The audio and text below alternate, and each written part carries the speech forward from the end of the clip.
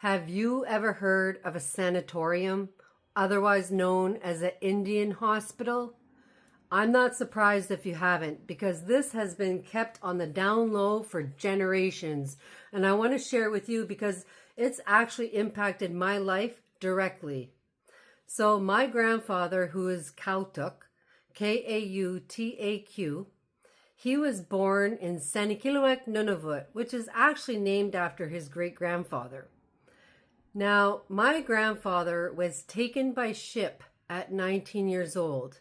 Now, you need to remember, my grandfather, he didn't speak any English. He only spoke Inuktitut. So when the ship came, they just took him. There was no reason or way to talk about, whether he had tuberculosis or not.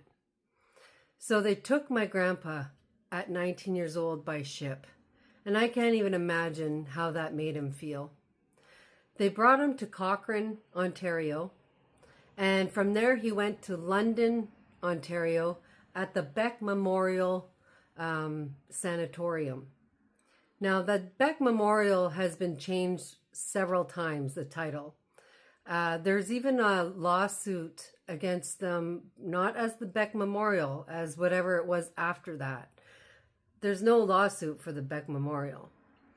So anyways, my grandpa was brought to London, Ontario, and he was kept there for 7 years. 7 years. They said he had tuberculosis, but there was never any testing done. I had never seen a test on his medical records, and I did obtain his medical records, and they only had 5 pages for 7 years at this sanatorium. So my grandpa, he had his lung removed, so he only had one lung. He was experimented on. He had scars all over his belly. My mom's friends would tell me he would lift his shirt later on in life and show his scars, But anyways, he was experimented on for 3.5 of that 7 years. And the other 3.5 were spent washing the dishes at the hospital, at the sanatorium. My grandfather washed these dishes for pennies a day so that he could pay room and board at the sanatorium, where they told him he was unfit for life in the north and had no choice but to live at the hospital or the sanatorium, whatever you want to call it. And, this must have been really heartbreaking for my grandpa. So my grandpa saved enough money washing these dishes, and he paid for his own trip back to Sanikiluwak to visit his family. Now, it's really sad because when my grandfather left, he was traditionally married. And when he went back, his wife, or soon-to-be wife, or, partner, she moved on. The whole family thought he had died. That's absolutely heartbreaking.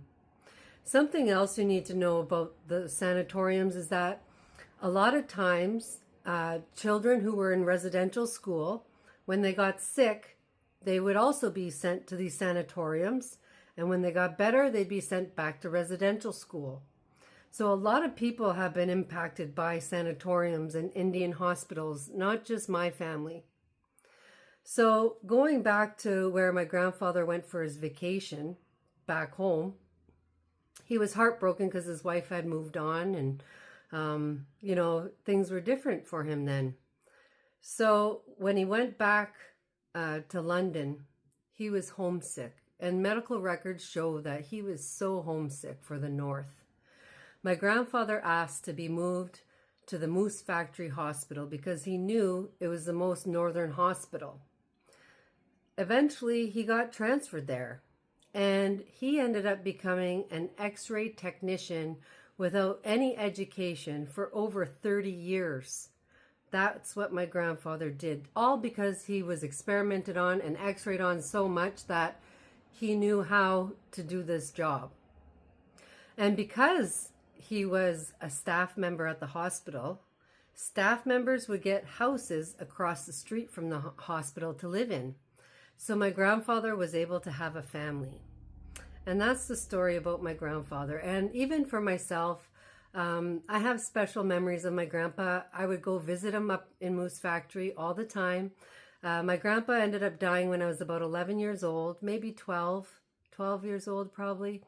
And, you know, I would sit under his coffee table and he would pass me sugar cubes, and I'd sit there under the coffee table eating these sugar cubes, and he would buy us stuff, you know, because we never had anything. So I had two toys in my whole life, and they were from him. One was a pink bunny and the other was a little doll.